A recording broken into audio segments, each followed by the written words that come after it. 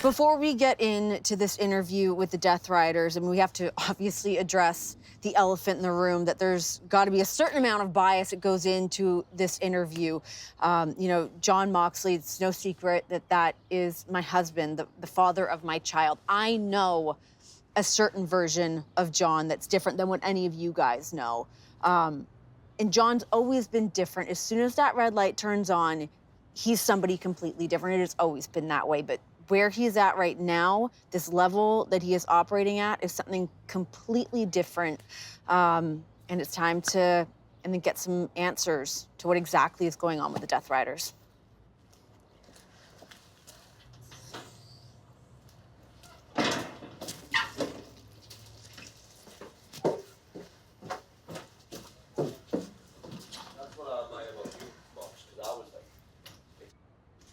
Okay, guys, so much has happened with where you guys are at now. I mean, going back to where you guys started as the Blackpool Combat Club, why you guys came together, to where you're at now as the Death Riders. How did we get here?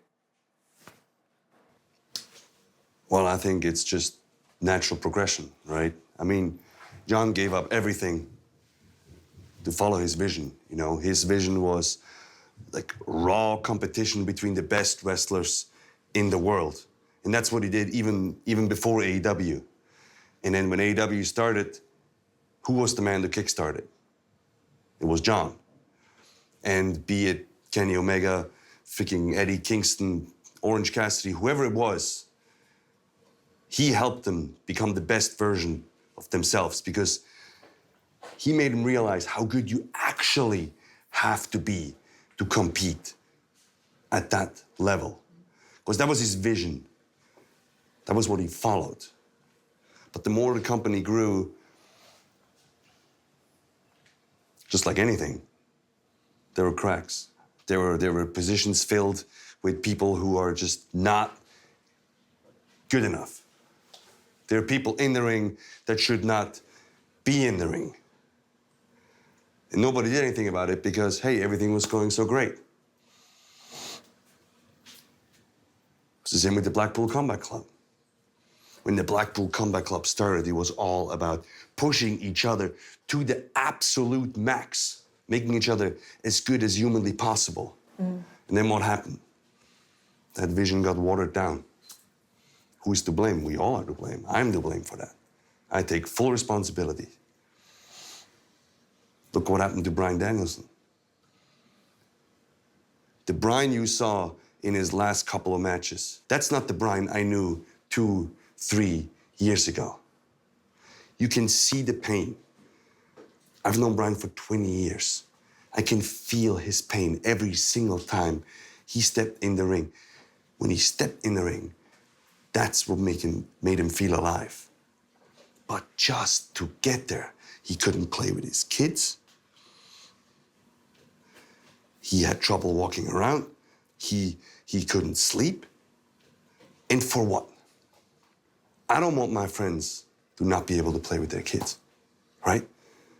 So if he doesn't want to see his limitations, we'll just show it to him. Do you feel like Bryan lost sight of what the vision was for Blackpool Combat Club? Like, is that where things went wrong? I think a lot of people overestimate themselves, right? Because what happens is, you think if you can do it once, you can do it again and again and again. And then you need somebody that's your friend that tells you when you can't do it anymore. And if you don't want to listen, if you don't want to listen to us, we'll make you listen. Because the company certainly doesn't care. He's been retired for 5, 6 months. The people already went on, found something new. They're not loyal to you. If you want loyalty, get a dog. And every single time somebody got hurt, every single time something bad happens with the company, guess who the company came back to? Jon. Every single time somebody needed to step up, of anybody that could have, and yes, you know who I'm talking about. You didn't. He did. Every single time. That's why he's the one true king of AEW. Pac, you've been doing this for such a long time. You have known Jon and Claudio for so much of your career. Why does it make sense for you guys to join together now with the Death Riders? I'll be honest, Renee. I have been here since day dot, and I have always hated this place. AEW never became what it was supposed to be. I hate the management, I hate the locker room, and most of all, I loathe the culture. Somewhere that rewards the manipulative and emboldens those without shame. Bluffers, blaggers, and slimy little rats run amok. You know who you are. For years, I have struggled to exist, a lonely, bitter man who trusts no one, who loves no one. So here I am, here to burn this company to the ground, to obliterate this institution and punish those responsible. Now, we are not brothers. We are not family.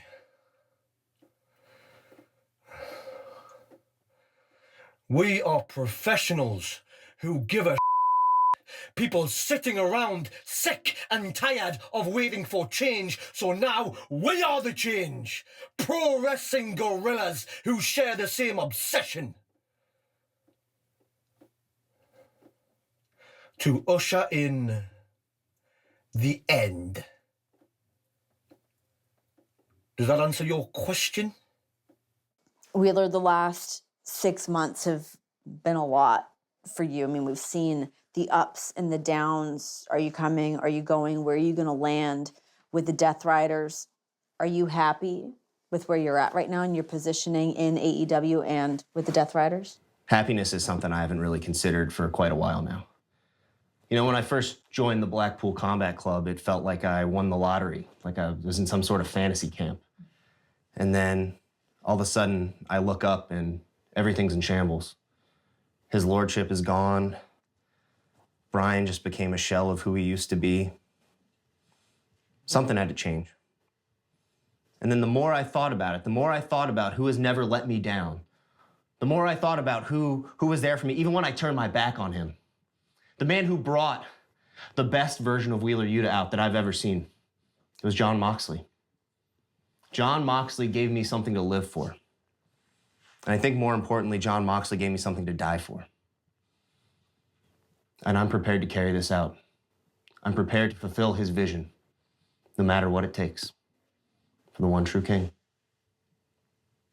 Marina, talk to me about this position that you're in now. You know, with the Death Riders, this position in AEW, you are essentially the guardian of the AEW World Championship. It is quite literally tethered to you. Why has this been such a good fit for you? Renee, I am a firm believer in the way you do one thing is the way that you do everything. And I don't need to tell you what it's like to become a mother. We become reprogrammed to care for and to protect one thing.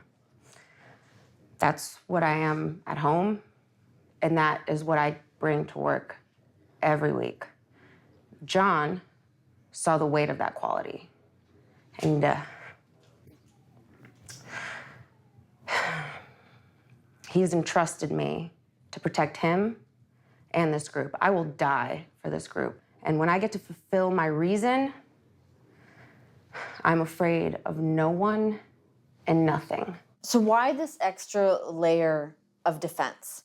Jon is a 4-time world champion. He is synonymous with these grueling, hard-hitting, brutal matches. But now we've got this extra layer of defense. Why? I embody trust, loyalty, commitment. I know my job. You don't have to tell me what my job is. He doesn't have to remind me what my job is. Every week, I have a purpose. That's all I know. And that's why he trusts me. He has a vision. You know, we're not destroyers. We're builders. We're fixing all the cracks and laying a beautiful foundation for the future. You know, for me, it's the way that you guys are going about these things. And Jon, I mean, I think we have to hear from you at this point. I mean, I have a certain amount of information for obvious reasons, but I think that now is the time to get real answers from you guys on why you're going about things the way that you are, what the main goal is, and why now? You have questions, they have questions, everybody's got questions. They're not prepared for the answers. We are one mistake away. One bad decision away from setting this business back 20 years. Who's gonna take responsibility for that? I bear all the consequences around here. I take all the bullets around here, so I will bear the responsibility for everything my generation, Claudio's generation, Pac's generation, our generation, all across the world in professional wrestling. We inherited a nuclear wasteland. And we built it up year after year after year into the business you see today. We are one mistake away from going back to ground zero. Who's gonna take responsibility for that? Are you gonna take responsibility for that? You? Anybody? Who's gonna point fingers at who on that day? I'll take responsibility for it. My vision is not one Jon Moxley. My vision is 1,000 Jon Moxleys. I want to backfill this place. I want it to last for 20 years, long after I'm dead. Long after I'm gone. Because that is something worth doing. That's what I was sold on. That's why I came here. This was supposed to be for wrestlers, by wrestlers. This was about the beauty and the art of the craft of professional wrestling, what we've done in here. Every single day in the Blackpool Combat Club and beyond, what we've been about since day one. And every town we've ridden to, and every rinky-dink arena, and every dilapidated ring we've wrestled in over the last 20 years, that's what we're about. That's what this place was supposed to be about. About doing things the way they're supposed to be done. Giving this job, this profession, the respect it deserves. It's not a f***ing party. All right? This is not what I was sold on, okay? We're gonna build something new. That's what we're doing. We're watering a seed. We're growing something with strong roots and a strong base that's gonna stand firm and strong against any storm. Anybody can be on my team. Claudio's on my team. You can be on my team. You can be on my team. Anybody can be on our team. But you better show up every single day, ready to give everything you have. You better be at 100%. You better drop your ego at the door. If you can't do that, pack your and get out. This is your fourth reign as the AEW World Champion. Claudio said it himself that you're constantly the guy that AEW falls back on to represent the company, to be the backbone of the company, to carry that title. But this time around, things are significantly different. We've not seen that title since you won it. You win it, it's in a plastic garbage bag. Now Marina Shafir's carrying it around in a briefcase. Why are you essentially holding this title hostage? Why do you need to see it? Why do they need to see it? What do you need to see? What do you want to get a look at it? You want to take a picture of it? This is a petting zoo? Is that what this is? Why do you need to see it? You don't know anything about it. You don't understand it at any level. You don't understand what a world championship means, what it's about, what it takes to be a champion, what it takes to climb a mountain. I am the AEW World Championship. I am the living definition of that championship. You want to see it? It's right here. Take a look at it. This is the AEW World Championship. It lives here. It's not something you win. It's not something you hold. It's not something you show off. It's not something you hold up over your head. It's not something you post a picture with. It lives in here. It's got to be cultivated, grown, forged in the white hot fires of combat, in the white hot fires of struggle. I'm trying to build 1,000 Jon Moxleys. I'm trying to backfill them behind me, so I will put them through what I went through and worse. And that might not be pretty, that might be ugly, that might be uncomfortable, but that's the only way I know how to do it. That's the only way we know how to do it. That's the only way our generation knows how to do it. Struggle. Jon, how do you feel about the guys? You still going? You want to take a look at the AEW World Championship? You want to be AEW World Championship? You can do whatever you want with it. All you got to do is beat me. Pin me. It's that easy. Takes 3 seconds. Very simple formula. How are you going to do that? How any are you going to be ready to do that? Are you building an army right now? Because I am. Every single day, I'm building an army. More than just what you see here. Much bigger than what you see here. Much more powerful than what you see here. You're looking for answers? You don't even know what questions to ask. You can't see the board. You don't even know what game you're playing. Jon, talk to me about this army that you are cultivating. We see Claudio, you guys have known each other for, 20 years, however far back you guys go. You guys have Pac. You've got Wheeler Yuta in your corner. You've handpicked Marina Shafir to be by your side. Tell me about this army that you're cultivating and why they specifically have chosen to follow you into this line of fire. It all starts right here. It all starts right here. Claudio Castagnoli. This man is untouchable in every facet of this game. You will never see anyone else like him in your entire life. More importantly than that, I trust this man with my life. And I do not say that lightly. I don't just say things because they sound good. When I say something, I mean something.